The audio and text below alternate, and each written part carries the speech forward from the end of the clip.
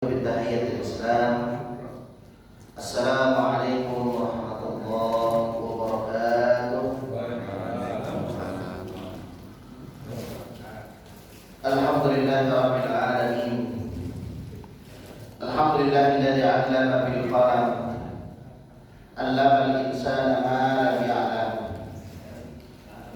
Asyhadu an la ilaha illallah syahadatan nutiqat biha aqaibul aqwal bilisanil hikmatil zahirah fi kulli dzarratin min dzarratil wujud.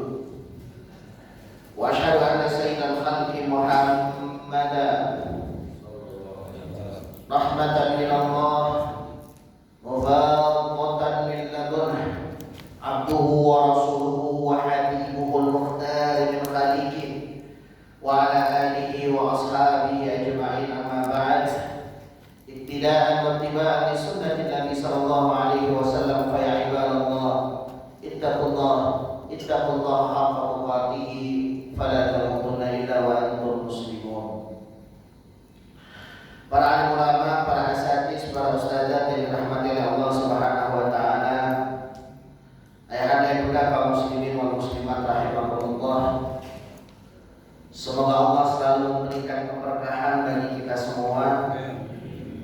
Semoga kenikmatan indahnya dingin hari ini mengantarkan kita untuk bisa mengaku di hadapan Allah bahwa kita terus ingin belajar mengilmu ilmu Allah. Dan mudah-mudahan segala upaya dan usaha kita berangkat ke masjid ini dengan segala cobaannya, mulai dari cobaan mata, cobaan badan, ya, sampai sekarang juga cobaan mata enak banget ini, dingin begini nggak tidur, ya kan? Apalagi kan dengan ustaznya dongeng, udah tinggal tidur dah. Makanya mudah-mudahan ini semua menjadi sebuah cara kita dan semoga menjadi sebuah amalan kita, karena memang kehidupan ini adalah kehidupan dalam rangka mengumpulkan hasanah. Hasanah itu adalah satu nilai kebaikan, dan kebaikan itu bertumpuk dan bukan hanya sekedar bekal kita di dunia ini, namun perbekalan kita di akhirat. Makanya kalau bahasa dari Imam Syafi'i ketika mengatakan jadidus safinata fa innal bahra amik, perbaikilah kapalmu karena kalau kamu tahu bahwa perjalananmu cukup panjang. Perjalanan kita cukup panjang gitu. Ya kan? Dan bahkan dilanjutkan oleh Imam Syafi'i wa huzada fa inna safar ba'id, dan ambillah bekal terbaikmu fa inna safar ba'id, karena kamu mengetahui perjalananmu cukup jauh. Bahkan dulu Imam Al-Ghazali pernah menyampaikan manusia jangan sampai terlena, karena terkadang manusia itu diberikan satu tugas oleh Allah untuk menyelami sebuah lautan. Sebuah analogi sederhana yang disampaikan oleh Imam Al-Ghazali, bahwa manusia diminta untuk bisa menyelami lautan.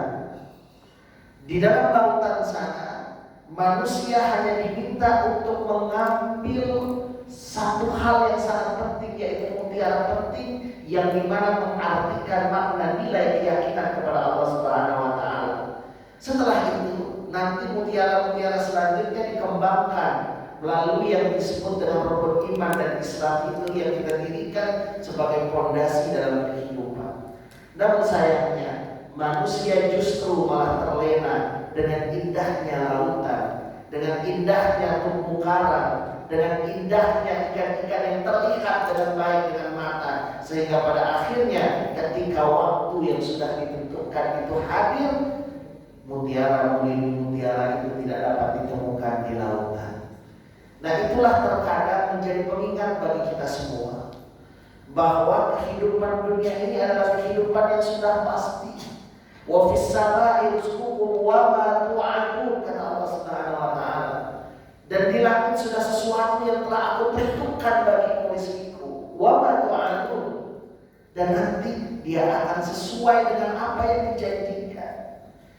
Kita diminta oleh Allah cuma untuk bergerak, dan pergerakan kita dipantau dengan sebuah metafos yang sangat luar biasa yang tidak luput sedikit pun dari pandangan Allah Subhanahu wa taala.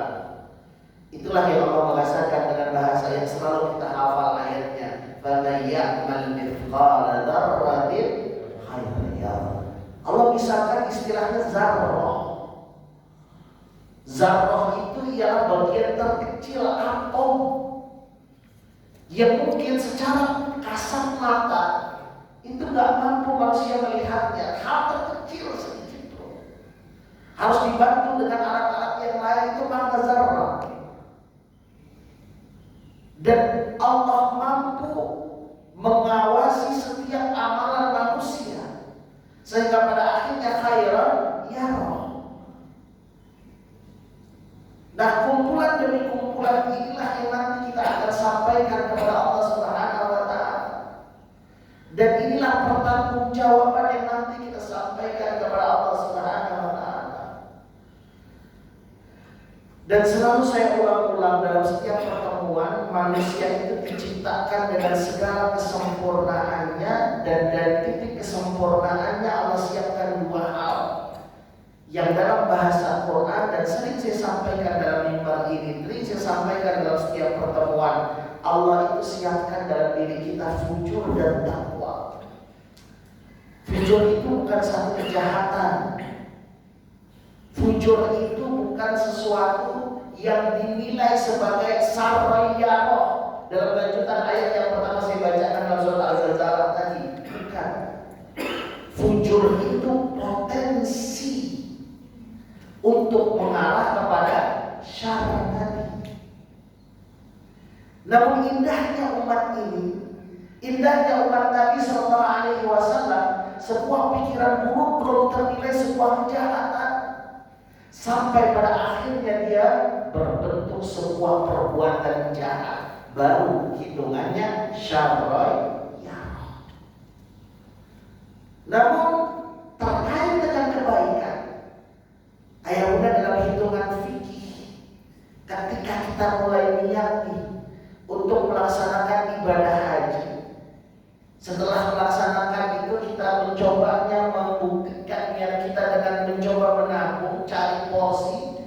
Yang terjadi berapa sekarang tahun? 30 tahun, apa 25 tahun gitu kan misalnya. Nanti sepanjang itu nggak sampai kita ke 30 tahun, Allah sudah hitung sebagai niat untuk melaksanakan ibadah. Itu enak Islam. Bahkan gak cukup sampai di situ. Sebuah nilai kebaikan yang nantinya akan masuk kepada kita semua. Apa sampaikan oleh Allah dalam Al-Quran? Man jaa bil hasanatin falahu asru amthaliha. Siapa yang mendatangkan satu kebaikan, maka dia akan mendapatkan 10, gak cukup satu. Allah ganjar dengan 10. Nah, inilah yang akhirnya kita kenal dengan istilah ajrun. Bahkan ketika kita memahami makna keyakinan dan amal soleh, maka kata Allah falahum ajrun ghairu mamnun. Ajrun yang disebut istilahnya orang sering sebutnya dengan pahala. Pahala itu berarti berkaitan terkait dengan akhirat. Itulah persiapan yang terbaik. Dan itulah nanti yang akan kita bawa ke hadapan Allah Subhanahu wa taala.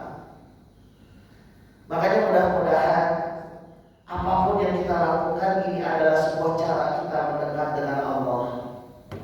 Dan dengan kedekatan itu Allah akan ridhoi kita menjadi hamba-Nya yang pada akhirnya udkhuli jannati, masuk kepada surga yang Allah Subhanahu wa taala.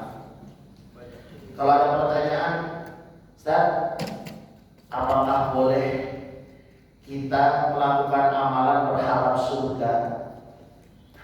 Kan kita harusnya mengharap rahmat Allah, ngapain mengharap surga? Nah, sering ada pertanyaan kayak gitu ya. Pertanyaannya sekarang, kalau seandainya tanpa ada motivasi itu kita bisa mendekat dengan Allah, maka silakan melakukan itu, dan itu yang terbaik. Sekarang pertanyaannya, sebuah pandangan kita pemikiran kita yang terlihat melalui mata kita, yang terbayang itu surga atau rahmat Allah? Surga atau rahmat Allah? Surga. Karena surga mudah dilihat. Manusia berada di pinggir sungai, dari ketenangan yang ada gemercik air, merasakan kenikmatan. Yang bapak-bapak mohon maaf disiapkan bidadari dalam kasur yang empuk, buah tinggal langsung makan. Begitu disampaikan dengan sebuah karakteristik surga, terbayangkan langsung. Maka itu adalah motivasi terbesar.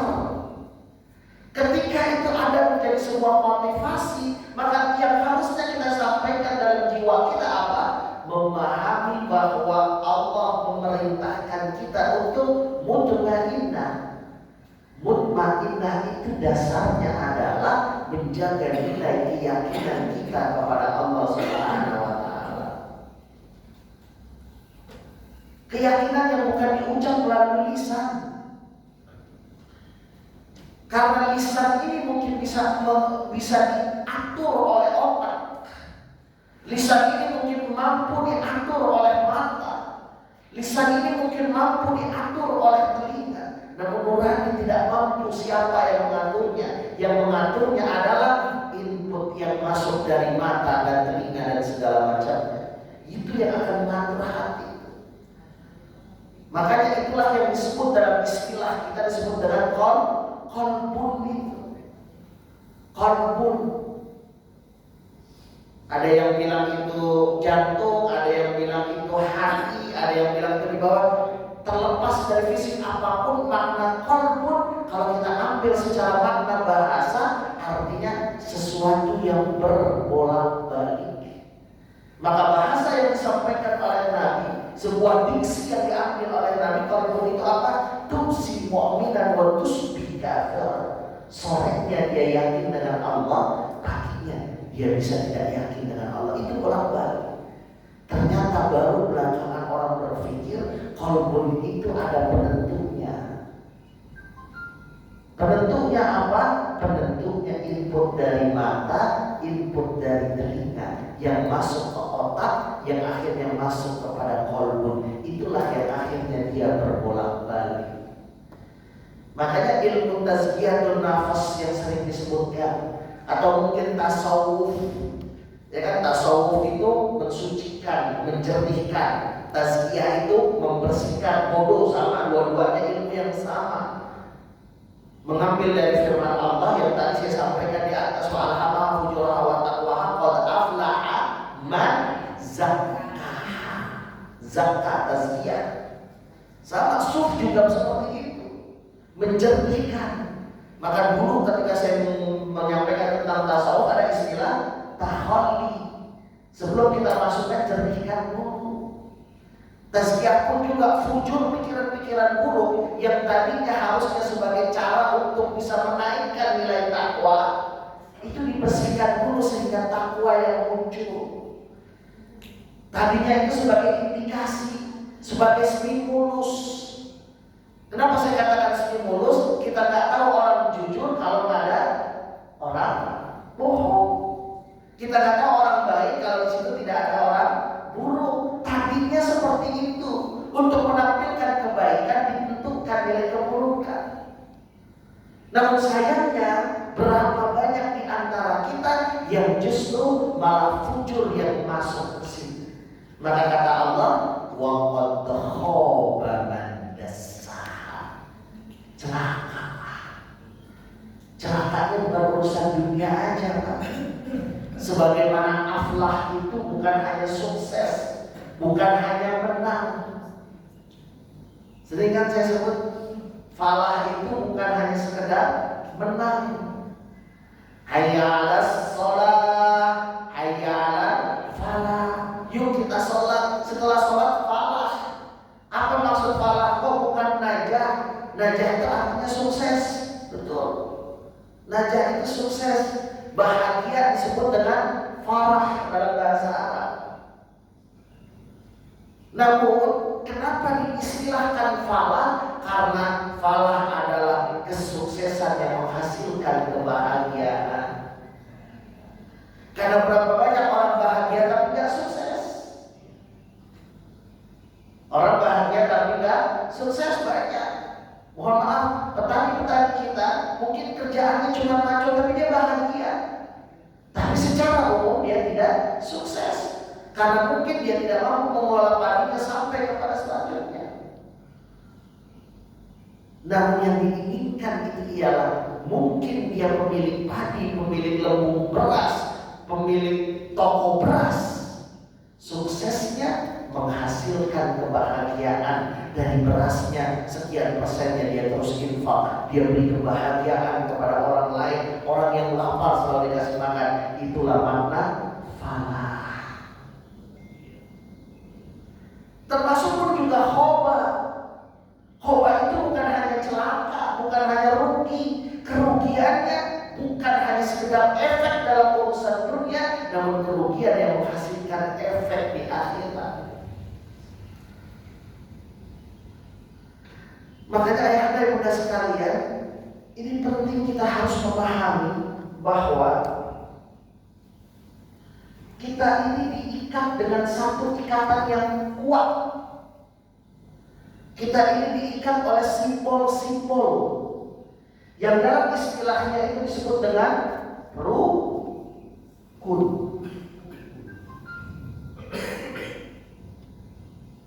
Ya. Dan nilai keyakinan ini kita diikat dengan yang namanya ini. Biar sekalian sedikit mereview apa yang sudah saya sampaikan kemarin ya, di 4 ataupun juga 5 pertemuan sebelumnya.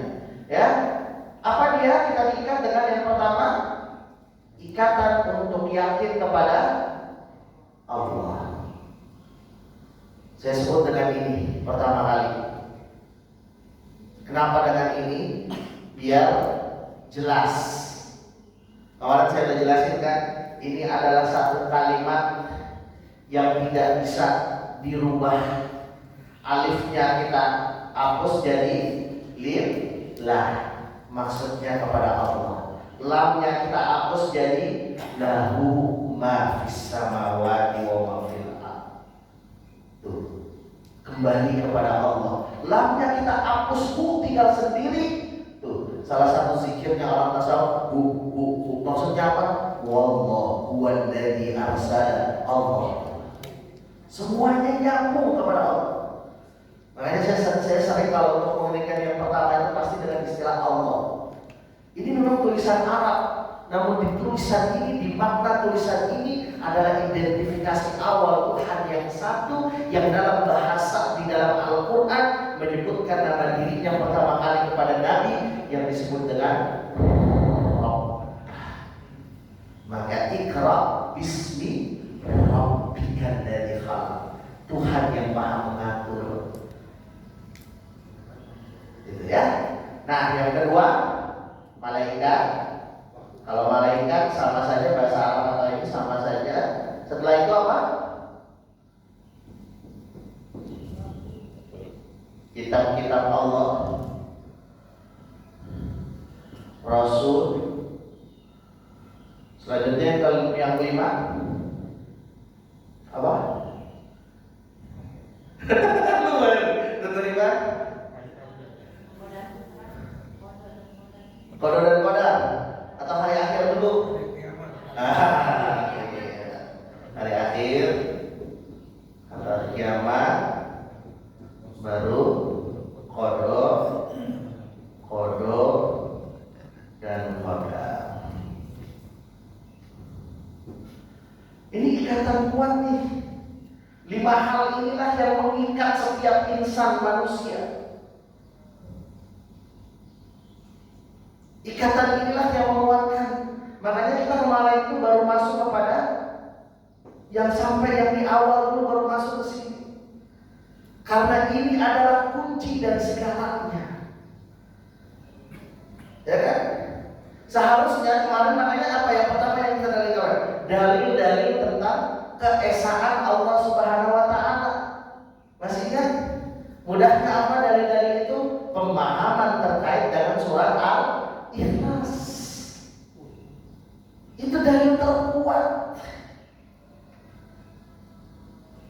Karena dahulu ketika Nabi Shallallahu Alaihi Wasallam disampaikan oleh Allah Subhanahu Wa Taala, Rabb, Tuhan yang mengatur, Zat yang mengatur. Ditanya siapa yang mengatur, wahai Muhammad? Kami jelas Lata, Uzza, Manat, Hubal dan yang lainnya siapa? Lama Nabi tidak mendapatkan satu jawaban pasti. Karena lagi-lagi saya sampaikan Nabi itu mayatiku adalah hawa. Beliau tidak pernah menyampaikan sesuatu sesuai dengan hawa nafsunya. Yang beliau sampaikan in huwa illa wahyu yuha, ialah sebuah wahyu yang disampaikan. Sehingga akhirnya muncullah sebuah kalimat, muncullah satu ayat yang menenangkan semuanya. Qul huwallah. Nih Allah, Zat yang ngatur engkau, Zat yang ikhtilafil laili wan nahar, mengatur malam dan siang, Zat yang mengatur bulan, Zat yang mengatur matahari, Zat yang mengatur hujan. Dengan 5 hal yang Allah miliki dan tidak akan mungkin dimiliki oleh makhluk yang lain. Zat yang menciptakan sesuatu yang dari tidak ada menjadi ada.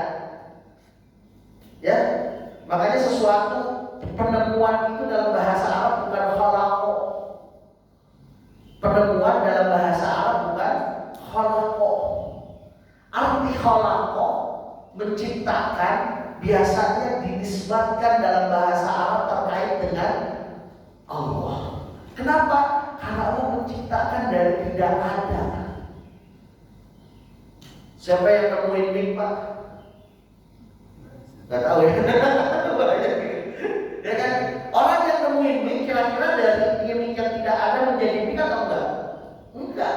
Karena mungkin butuh yang namanya butuh yang namanya karet, butuh yang namanya ini. Nanti yang nemuin karet siapa, orangnya siapa, yang nemuin orangnya siapa, kan yang gitu. Coba lihat manusia, dia diciptakan dari siapa? Saya diciptakan dari orang tua, pertemuan. Sekarang masalahnya orang tua saya diciptakan dari segala macam. Nah, itulah yang disebut dengan Khaliq, Allah. Jadi menciptakan dari tidak ada, benar-benar tidak ada menjadi ada, itulah yang disebut dengan Khaliq. Dan dialah Allah. Nah, untuk menjawab itu semua, maka dari salah satu dalil ketuhanan itu apa? Salah satu contohnya itu adalah dia tidak boleh terlibat dengan makhluk. Zat itu tidak boleh terlibat dengan makhluk. Karena kalau ia terlibat dengan makhluk, bisa jadi nanti akan ada makhluk lain yang akan menjadi Tuhan. Itu kan dalilnya waktu itu. Kita bisa menyampaikan. Sehingga syaratnya adalah ketika kita memahami yang mengatur kita, Zat yang mengatur kita, syaratnya apa? Kemarin ikhlas. Apa itu ikhlas? Jernih, suci.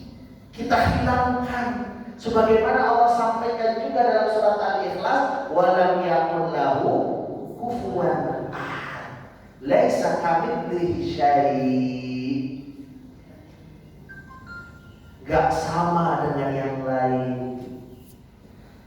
Nah, dari itu cukup harus menguatkan.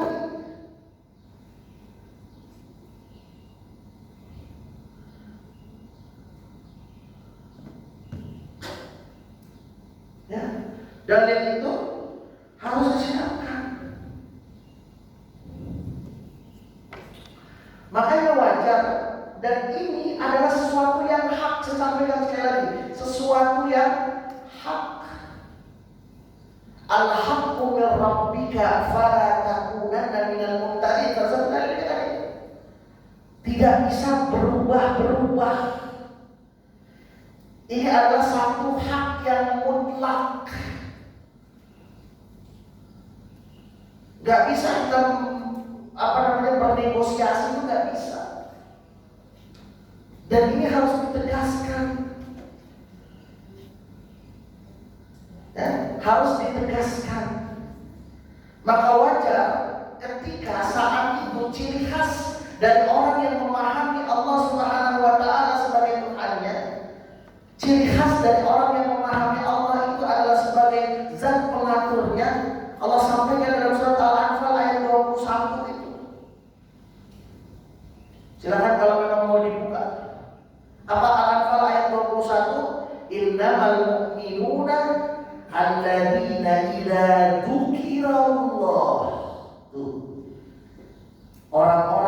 yang yakin dengan Allah disebutkan dengan istilah mukmin.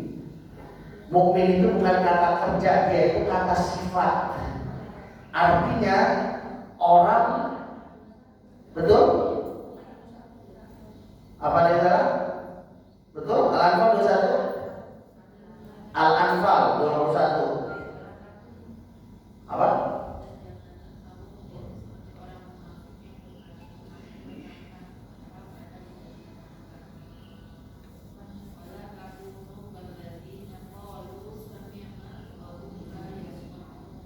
Serius? Al-Anfal 21? Sorry, ayat keduanya, sorry, ayat 2, bukan ayat 2, mohon maaf. Innamal mu'min ayat 2, bukan 21, ayat 2. Mohon maaf. Ayat 2. Innamal mu'minuna idza dzukirallah. Ayat 2 ya. Oke. Mohon maaf. Enggak apa-apa kalau misalkan ada kesalahan biar lebih enak. Ayat yang kedua, mohon maaf. Satunya ke bawah. Jadi itu bahasanya dengan bahasa mukmin. Bahasanya dengan bahasa mukmin. Mukmin itu kata sifat. Yu'minun, amanu itu kata kerja. Berarti artinya dia itu sudah tersifati dengan keyakinannya kepada Allah Subhanahu wa taala. Maka ciri khas dari orang yang sudah memahami tentang Allah Subhanahu wa taala, idza dzukirallah, ketika disebutkan nama Allah wajilan bergetar hatinya. Bergetar. Cukup sampai di situ? Enggak. Wa idza tuliyat alaihim ayatihi zadatuhum imana. Ketika saat itu disampaikan kepadanya, dibacakan kepadanya ayat-ayat Allah, maka zadatuhum imana, bertambah imannya. Itu orang-orang yang yakin dengan Allah Subhanahu wa taala.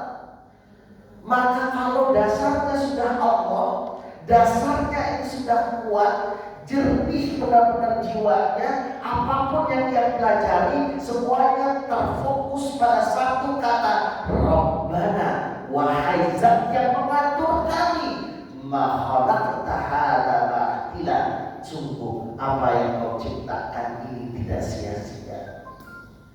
Sehingga disiplin ilmu apapun yang dia dapatkan nanti mengantarkan dia pada satu keyakinan bahwa Allah sungguh benar mengaturnya.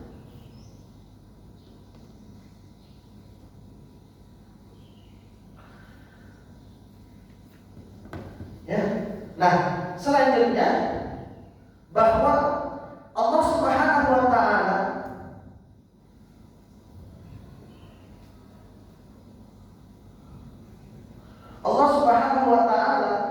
makanya untuk bisa memastikan itu semua, meyakinkan bahwa yang namanya keyakinan kita kepada Allah ini harus dipelajari.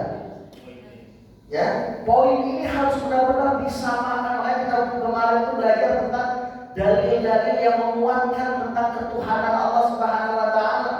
Sehingga ketika kita ditanya, kok kamu yakin dengan Allah? Oh jelas, karena Allah itu punya konsepsi yang begitu jelas. Konsepsinya kemarin apa?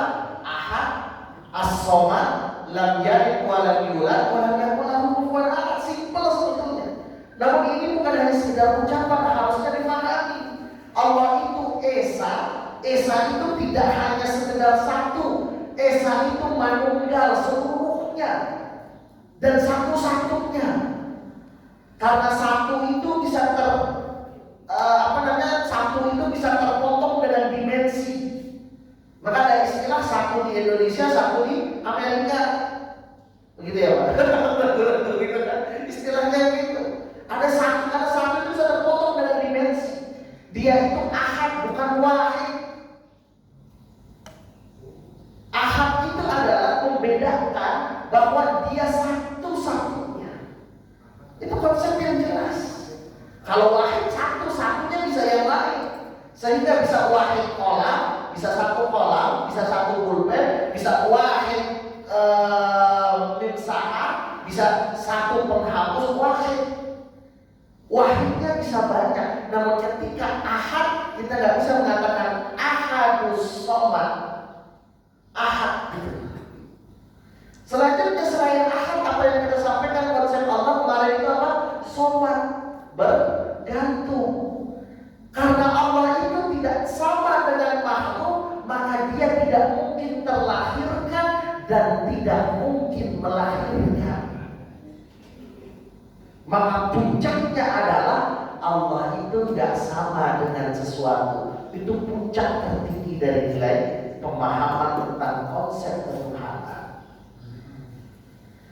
Karena dia harus tunggal sebagai pengatur. Kalau dia sebagai pengatur itu tidak tunggal, maka yang terjadi adalah terjadi syirkah. Dan disitulah ketika terjadi syirkah, terjadi sebuah persekutuan, maka disitulah konsepsi Tuhan mulai berkurang. Maka nggak bisa dia bersama-sama, nggak bisa dia dengan mitologi, duologi ataupun trilogi, bahkan mungkin dengan yang lainnya nggak bisa. Itu makna yang harusnya kita pahami. Maka kata Allah Subhanahu Wa Taala dalam firman-Nya, biar jelas, surah Muhammad ayat yang ke-19.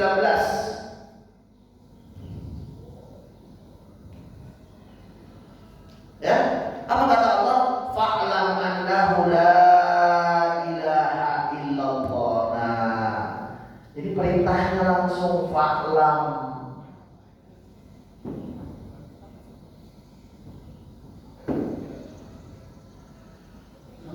Ini perintah langsung. Jadi jangan hanya sekedar dilihat, namun dipahami. Itulah makanya ada namanya ilmu akidah. Kita harus belajar ilmu paling utama. Ilmu dalam rangka apa? Mengikat keyakinan kita kepada Allah Subhanahu Wa Taala. Makanya ilmu akidah intinya apa? Fa'lam annahu la ilaha illallah. Ilmu akidah intinya adalah menguatkan dan memastikan bahwa tiada Tuhan selain Allah Subhanahu Wa Taala. Nah, makanya kata Allah dalam lanjutannya Al-Imran ayat yang ke-18 di surat yang ketiga ayat yang ke-18, apa kata Allah? Syahidallah annahu la ilaha illahu. Allah bersaksi bahwa Allah tiada Tuhan selain Allah Subhanahu Wa Taala, wal malaikah dan juga malaikat, dan yang wa ulul ilmi qaiman bil qisti. Orang-orang yang punya ilmunya, orang-orang yang sudah dapat ilmunya, ya kan? Orang-orang yang sudah memahami tentang bagaimana mengenal Allah Subhanahu Wa Taala, dia akan mendirikannya dengan begitu adil. La ilaha illa huwa, diikat kembali ayat ini bahwa tiada Tuhan selain Allah Subhanahu Wa Taala yang maha kuat dan maha bijaksana. Ayah bunda sekalian, kenapa akhirnya ilmu akidah ini begitu penting? Karena memang berapa banyak di antara manusia yang mencoba mengambil dirinya sebagai Tuhan. Ya, bahkan kalau seandainya kita melihat sekarang ini, kalau dulu kan Nabi jelas tuh, ya, di awal itu diberikan sebuah penentangan, maka ada dalam berbagai macam peperangan, ya kan? Langsung tuh, siapa Tuhan nggak jelas, Tuhan kamu berani menghina Lata Uzza dan segala macam, diperangi. Bilal bin Rabah sampai disiksa, Ammar bin Yasir sampai disiksa. Setelah masuk Fathu Mekah, kekuatan Islam mulai menguat. Dengan izin Allah Subhanahu Wa Taala, Nabi menjadi pemimpin perang yang begitu sangat disegani di masa Quraisy saat itu, di dalam kafilah Quraisy saat itu. Karena Nabi Sallallahu Alaihi Wasallam bukan orang sembarangan. Beliau cucu langsung dari pemimpin Quraisy, Abu Thalib, yang sangat disegani, pemimpin langsung dari Bani Sawwah, atau juga pemegang kunci dari Ka'bah, pemegang kunci dari pasar bekas. Kalau bahasa kitanya pemegang kunci dari World Trade Center-nya dunia saat ini. Jazirah Arab maksud saya. Abu Talib. Makanya Abraha untuk melakukan negosiasi itu, Abraha itu mencoba bernegosiasi dengan Abu Talib. Nabi itu bukan orang sembarangan, makanya dia mempunyai peran penting di dalam Jazirah Arab, dan itu settingan Allah. Settingan Allah yang sudah mengatur bahwa Nabi terpilih dari seorang Abdullah yang punya kakek yang bernama Abu Talib, pemimpin Quraisy. Jadi artinya Rasulullah SAW saat itu ketika pertama kali menyampaikan bahwa Allah itu ialah zat yang mengatur, bukan tanpa tangan mungkin. Maka akhirnya ada yang dinamakan dengan dakwah secara sembunyi-sembunyi, mulai dari hal terkecil, mulai dari keluarganya, mulai dari para ahlul kitab yang memang dulu itu ketika Nabi Isa alaihissalam meninggal ayahnya bunda sekalian, dia langsung akhirnya pergi ke Jazirah Arab dan benar-benar memperhatikan apa yang ada di Injil yang belum dirubah-rubah tentang ciri khas Nabi akhir zaman. Makanya kalau ayah bunda tahu tentang kisah Bukhara ya kan? Dia itu hampir setiap hari membuka kacanya, ingin memastikan bahwa benar gak ada rombongan yang datang, dan di situ ada yang bernama Muhammad ibnu Abdillah. Jadi artinya kembali lagi kepada pembahasan kita, dulu itu mudah itu, jelas orang-orang yang tidak terima dengan Islam memerangi. Setelah Islam memiliki kekuatan, dirubah caranya. Dengan cara apa? Ngajar. Udahlah, inilah Muhammad.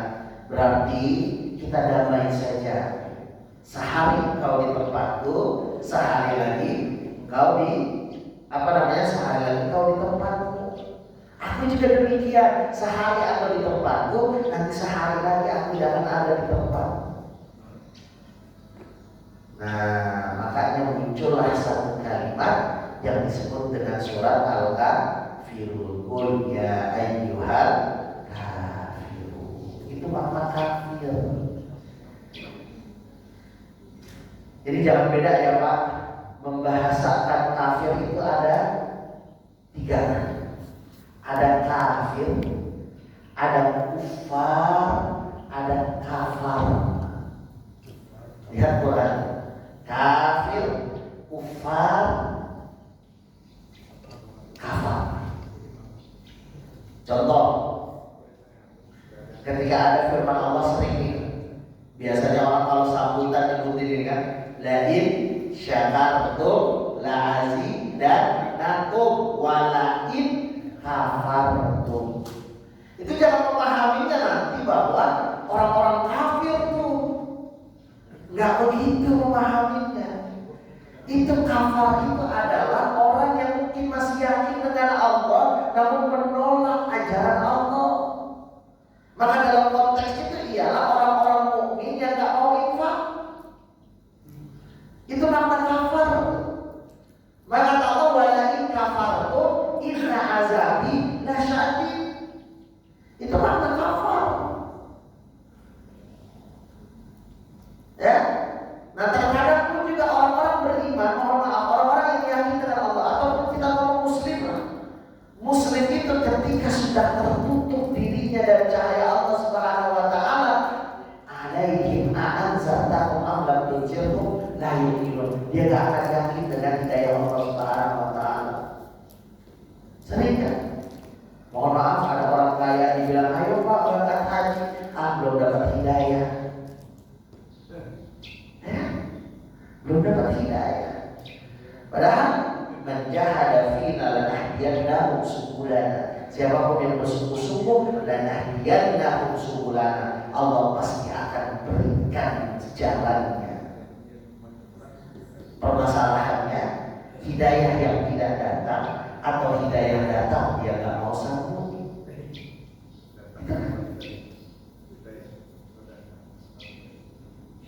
Iya.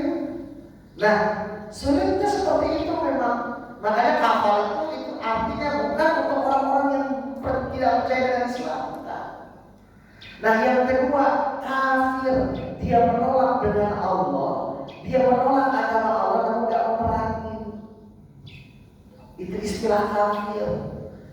Maka kalau ada orang yang alergi dengan istilah kafir, kayaknya gak paham tentang makna kafir. Itu mengejar, ya kan?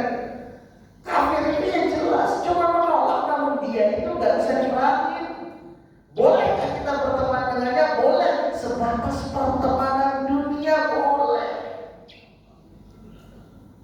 Silakan, diperbolehkan. Bukankah Nabi SAW juga berinteraksi dengan Yahudi? Bukankah Nabi SAW juga berinteraksi dengan Nasrani? Apa? Kafir. Dia tidak menyerang. Yang parah itu adalah kufar, menolak Allah dan menyakiti umat Islam. Ini yang harus tegas. Makanya bahasa Nabi itu apa? Muhammadur Rasulullah. Nabi itu adalah utusan Allah. Pastikan dengan begitu kuat. Walladzina ma'ahu, dan orang-orang yang bersama Nabi itu apa? Asyidda'u 'alal kuffar. Wah, berarti kalau begitu kita nggak boleh ramah dengan non-muslim, dan Ustaz. Bukan, kufar, non-muslim, orang yang nggak percaya Islam namun memerangi.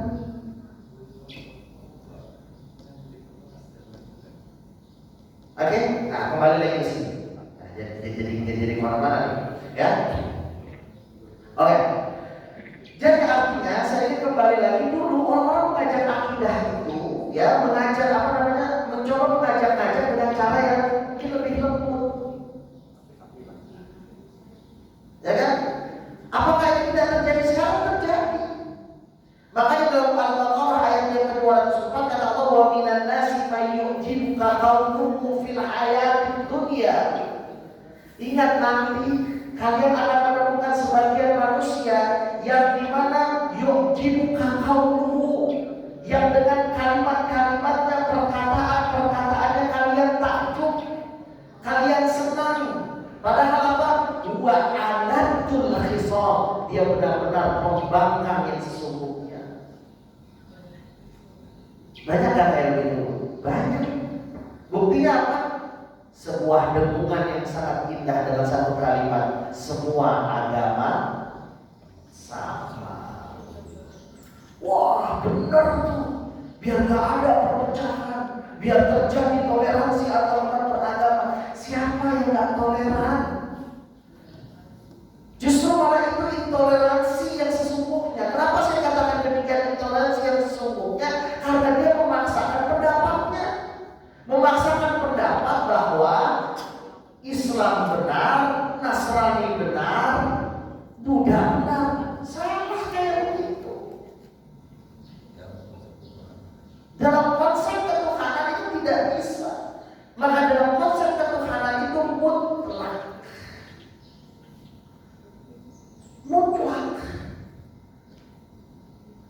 Gak bisa kita mengatakan makanya al-haqqu min rabbika. Dan saya sampaikan al-haq itu kan beda dengan sidqun ya.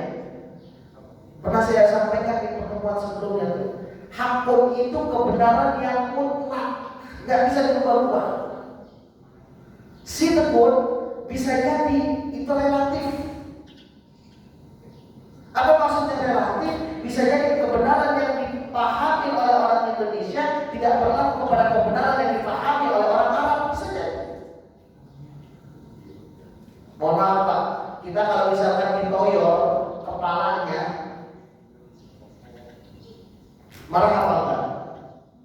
Marah. Orang Arab enggak terlalu. Makanya kalau misalkan Bapak Ibu lewatin Masjidil Haram tuh, ya kan? Oh, gini-gini, kepalanya jadi keluar. Ya karena memang dalam istilah mereka itu enggak masalah. Masalah mohon maaf mereka kalau sudah menyentuh belakang. Itu budaya mereka. Ya walaupun kita juga kan, itu budaya mereka. Cium tangan, budaya siapa? Kita.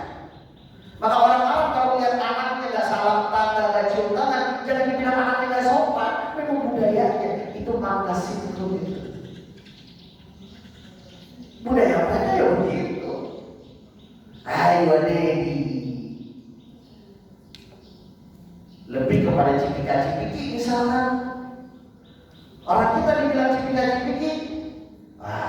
Nah, padahal ada setelah begitu ya kan. Nah, maka lihat konteksnya itu sinkron. Tapi hakun kebenaran yang mutlak nggak bisa ditolak. Makanya kalau berbicara tentang apa tuh istilahnya dulu tuh, ya ini biar memahami kan. Karena nanti itu ada yang orang-orang yang memang secara kalimat itu bagus, namun dia akan berkhisar. Dia musuh yang sesungguhnya, pembangkangan yang sesungguhnya.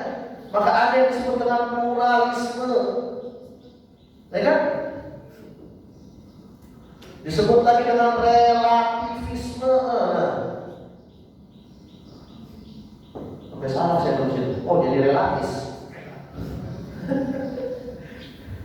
Pokoknya isme-isme dah tuh.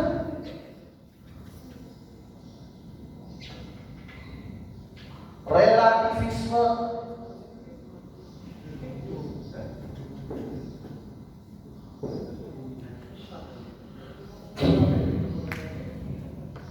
Semuanya itu relatif, ya sudah.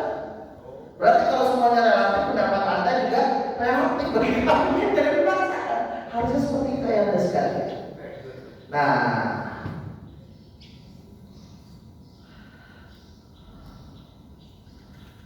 ya. Nah, makanya ketika kita berbicara tentang akidah, nih.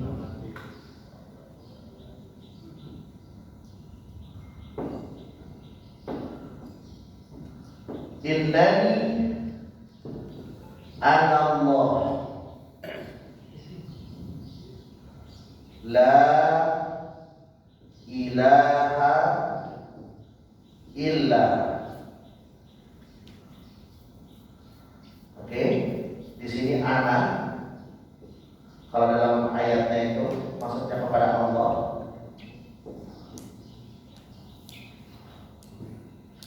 Fa'budni.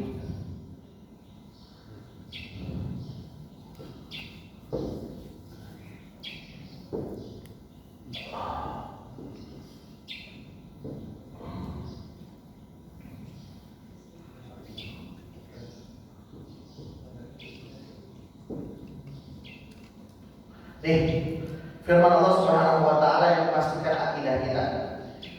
Innani anallah. Tuh. Memang dalam urusan untuk meyakinkan umat, meyakinkan semuanya, Allah itu harus pede. Dan Allah dengan begitu pedenya menyampaikan innani anallah. Karena dia punya konsep yang jelas. Pengakuan secara langsung disampaikan melalui lisan nabinya, melalui sebuah kitab yang dia sampaikan langsung kepada Nabi Muhammad SAW melalui Al-Quranul Karim. Innani anallah, la ilaha illa ana. Nah, ini ada dua konsep dalam ibadah, dalam kalimat la ilaha illa ana itu ada dua konsep. Apa konsep yang pertama? Yaitu ketika kita mengatakan la ilaha illallah, yang harus kita pahami itu adalah ilahnya terlebih dahulu. Dan itu makna dari nafi. Apa maksud nafi? Kita harus menghilangkan dulu selain daripada Allah. Innani anallah la ilaha illa ana. Jadi artinya apa? Sebelum kita sampai kepada Allah, ini dulu yang harus kita sampaikan pada jiwa kita, bahwa la ilaha, tiada Tuhan, menafikan Tuhan manapun, menafikan zat yang manapun. Maka syarat pertama kali sebelum masuk kepada nilai keyakinan kepada Allah, menafikan apapun. Menafikan benda, menafikan makhluk, menafikan apapun itu yang mengarahkan kepada sebuah keyakinan bahwa ia adalah zat pengatur ataupun Tuhan. Jadi konsekuensi dari sebuah akidah, ketika kita mengucapkan la ilaha illallah, jangan hanya diambil Allahnya dulu. Yang paling penting di awalnya itu la ilaha.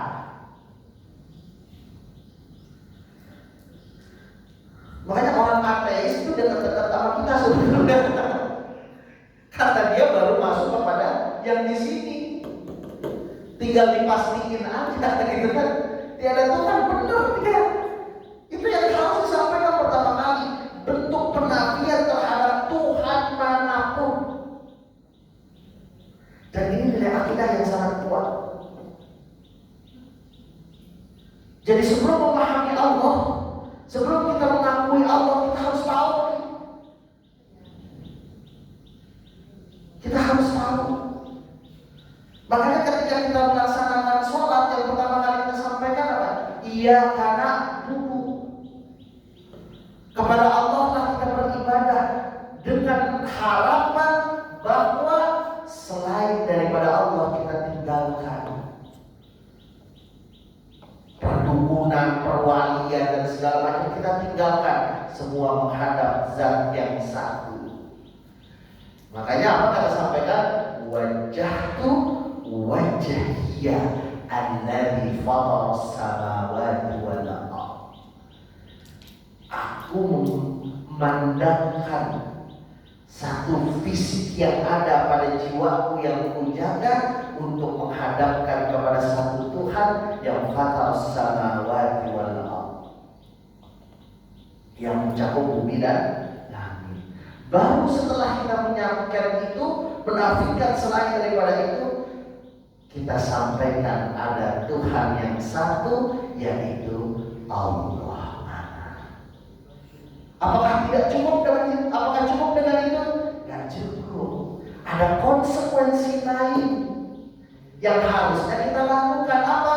Fa'budni, maka sembahlah aku. Itulah yang disebut, ataupun itulah yang sering dibahasakan dalam Quran, amanu wa amilus sholihat. Keyakinan kita sama Allah itu harus ditunjukkan dengan cara beribadah. Kelanjutannya ialah ibadah itu bukan hanya jangan dinilai dalam urusan ritual. Jadi ibadah itu bukan hanya salat, ibadah itu bukan hanya puasa, ibadah itu bukan hanya infak, ibadah itu bukan hanya sekedar haji, umrah, bukan. Hak zakat, bukan. Ibadah itu adalah aktivitas kita yang mendekatkan diri kita kepada Allah Subhanahu wa taala. Fa'budni. Makanya kalau kita melihat dalam ayat ini apa? Fa'aqimis shalah innas sholata tanha 'anil fahsya'i wal munkar. Bukan. Wa'aqimis shalah li zikri, kata Allah Subhanahu wa taala. Dirikanlah salat untuk mengingat aku. Jadi artinya salat kita ada dalam rangka mendekat dengan Allah, dalam rangka menunjukkan nilai keyakinan kita setelah kita menafikan Tuhan, seluruh Tuhan yang ada, seluruh Tuhan di dunia ini, makhluk dan yang lainnya. Setelah itu kita mengisbatkan dalam diri kita bahwa Allah lah Tuhan, kita tunjukkan dengan ibadah. Nah, sekarang bagaimana cara berinteraksi dengan Allah Subhanahu wa taala? Masalah udah 6:30 ya? Lanjut. Ya. Waduh, baru 6:30. Sedikit saja mungkin, insyaallah nanti kita akan lanjutkan di pertemuan selanjutnya. Walillahil asmaul husna fad'uhu biha. Baru kita masuk. Jadi Allah siapkan cara berinteraksi dengannya. Bagaimana cara berinteraksi dengan Allah? Nah, Allah siapkan sebuah nama-nama tertinggi yang Allah sebut dengan Asmaul Husna. Fad'uhu biha. Dan itu perintah loh. Perintah, maka doalah dengan Asmaul Husna itu. Orang berpikir, oh berarti kita harus hafal Asmaul Husna kan? Wallahu la ilaha illa huwa ar-rahmanur rahim wal malik. Harus hafal itu Ustaz? Enggak harus hafal, yang penting kita tahu. Karena sebetulnya kita lupa makna Allah itu bagian dari Asmaul Husna. Kan walillahil asmaul husna fad'uhu biha. Allah itu memiliki nama-nama yang bagus, maka disitulah kita berinteraksi dengan Allah Subhanahu wa Ta'ala. Akhirnya sekalian, ketika datang satu musibah, ya kan, contoh kebakaran aja. Apakah misalkan contoh, kalau ingat dulu nih, misalnya ketika mungkin alhamdulillah mau pada tahu ya kan, Allah izinkan saya menghadapi satu peristiwa yang harus terbilang di laut gitu misalnya kan. Itu kan kalimat gak ada yang paham itu. Bukannya hafal asmaul husna Ustaz, tapi dalam keadaan seperti itu apa yang kita ingat cuma satu kalimat Allah.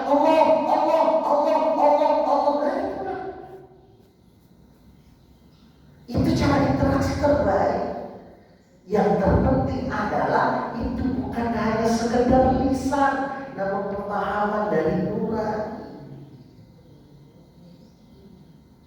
Ketika saat itu kita mohon bantuan, bahkan yang kita sebutkan cuma istilah Allah, ya Allah, sambil hati kita benar-benar meyakinkan kepada Allah Subhanahu wa Ta'ala, disitulah justru malah pertolongan Allah akan datang. Dan itu makna zikir yang terbaik. Hadirin sekalian, analogi sangat sederhana ini saya dapat dari salah seorang sufi, dari salah seorang tarikat dari Ahmadiyah Saziliyah. Beliau itu mengibaratkan zikir itu layaknya seperti antara burung dengan kandang. Burung di kandang, kan berburung dengan sangkarnya. Oke, burung dengan sangkarnya, kandangnya. Terkadang sangkar itu suka bergerak-gerak kan? Suka bergerak-gerak. Kira-kira kenapa sangkar itu bergerak-gerak? Karena burungnya gak tenang. Burung beneran ya Pak, burung beneran. Burungnya gak tenang, bergerak loncat-loncat dan segala macam. Sangkarnya bergerak-bergerak. Maka syarat supaya burung, supaya sangkar itu tenang, ialah tenangkan dulu burungnya. Tenangkan dulu burungnya. Maka cara yang pertama untuk melaksanakan zikir yang paling penting adalah menenangkan jiwa. Maka tujuan dari zikir adalah menenangkan jiwa. Efek dari zikir itu adalah menenangkan jiwa. Tujuannya ingat Allah. Jadi langsung teringat nih Allah ini. Sama aja kayak misalkan Bapak Ibu lupa untuk bayar listrik, tiba-tiba ingat, maka ketika ingat itu ada yang kita lakukan. Ketika kita mengingat Allah, ada pun yang kita lakukan. Efeknya adalah ketika kita zikir itu tenang. Maka kandang tadi itu gak akan bergoyang kalau seandainya burung yang ada di dalamnya itu tenang. Orang akan terpengaruh dengan zikir ketika jiwanya tenang, sehingga dirinya akan selalu mengingat kepada Allah Subhanahu wa Ta'ala. Pertanyaannya, apakah hanya itu satu-satunya yang membuat kandang bergerak? Enggak.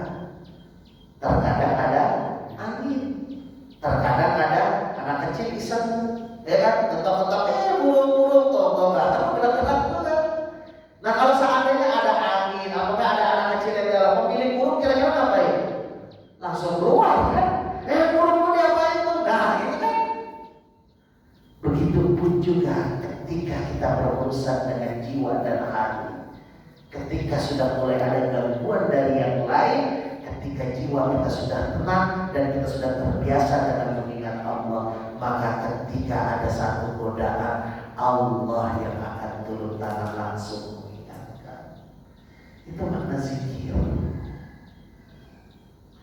Makanya ketika kita memahami bahwa Allah itu memiliki Asmaul Husna, maka berinteraksilah dengan itu. Silakan diambil apapun yang bisa kita sebutkan, yang bisa kita hafalkan, sambil meningkatkan nilai keyakinan kita kepada Allah Subhanahu wa Ta'ala. Fad'uhu biha, dan itu perintah Allah langsung. dia sebuah nilai ibadah, maka nikmatin itu untuk memanggil Allah. Allahumma ya Allah, ya Allah. Bahkan sebelumnya kalau seandainya belum mampu kita memahami apa yang ada di dalam Asmaul Husna, Allah cuma bilang apa? Dalam ayat yang lain, misalkan Allah sampaikan dalam surah Al-Isra ayat yang ke-110, Allah mengatakan Qulidahullah. Kalau memang udah kita belum mampu kita mengucapkan Asmaul Husna yang 99 itu, maka cukup dengan memanggil Allah. Itu bahasanya. Awidur Rahman. Ataupun kalau memang masih kurang cukup, maka sebutkan dengan Allah. Ya Allah, ya Allah. Ya Allah, Kau yang memiliki dengan kasih sayangmu, Kau yang memiliki kesayanganmu, ya Allah. Tenangkan jiwa ini, tenangkan diri ini. Itu. Namun dalam surat Al-Kahfi tadi ayat 110 Allah mengatakan surat Al-Isra maksud saya ayat yang ke-100 dulu. Ayat tad'u. Namun kalau seandainya kau masih punya banyak waktu atau kapanpun nanti kau bisa memanggil Allah, falahul asmaul husna. Allah pilih yang namanya Asmaul Husna dan itu efeknya langsung. Nabiullah Ibrahim meletakkan seorang hajar dan Nabiullah Ismail alaihissalam di tempat yang antah berantah hanya dengan memohon kepada Allah Subhanahu wa taala. Allahumma ya Allah, ij'al afidatan minan nasi tahwi ilaihi. Cuma itu disampaikan, wahai Allah, disebut nama Allah. Allahumma, Allah itu sama, satu koneksi, satu kalimat, satu diksi yang sama. Bahkan Allahumma itu kan ada penguatan, ditambah humma itu lebih menguatkan pemanggilan atas nama Allah Subhanahu wa taala. Ya kan? Ij'al afidatan minan nasi tahwi ilaihi. Di lembah yang tanpa ada apa-apa, dikasih cuma satu ekor kendi, satu air kendi saja, diletakkan di dekat beliau. Akhirnya seorang bayi itu kehausan, bergeraklah hajar dari satu bukit ke bukit yang lain, yang temukan hanyalah mata margana, lelah dia. Di situ Allah langsung menyampaikan apa yang disampaikan melalui doa dari bapaknya, orang tua mereka. Afidatan minan nasi tahwi ilaihi. Hadirlah Zamzam, dan dari Zamzam timbullah sebuah kaum Jurhum yang kebetulan saat itu di Yaman air mata airnya itu surut. Datang dia ke Mekah, melihat ada orang berhidup dua dengan penuh air yang begitu banyak. Datanglah mereka minta izin, kebetulan mereka adalah ahli dari pertanian. Disitulah mereka membuat sebuah komunitas yang akhirnya menjadi komunitas Mekah sampai sekarang. Cuma dengan istilah Allahumma ja'al afidatan minan nasi tahwi. Lagi-lagi kita bicara tentang keyakinan. Kita bicara tentang nilai yang ada pada jiwa kita. Ini bukan teoritas, namun ini adalah sebuah nilai aplikatif yang harusnya kita yakini. Sebesar apa kita meyakini, disitulah Allah akan menunjukkan ayat-ayatnya. Makanya ketika Allah sudah mulai menunjukkan ayat-ayatnya, orang yang yakin dengannya, orang yang percaya dengannya, zadatuhum imana, maka akan muncul lagi nilai keyakinan selanjutnya. Bukan justru malah pada akhirnya nanti yang membuat diri kita itu menginjak satu penyakit yang menjauhkan kita dari Allah Subhanahu wa taala. Fi qulubihim marad fazadahumullahu marad. Jangan. Maka ini adalah yang harus kita jaga. Cara menjaganya adalah memahami Allah Subhanahu wa taala dengan karakteristiknya sebagai Tuhan yang Allah sampaikan melalui Asmaul Husna. Insyaallah kita akan lanjutkan di pertemuan selanjutnya.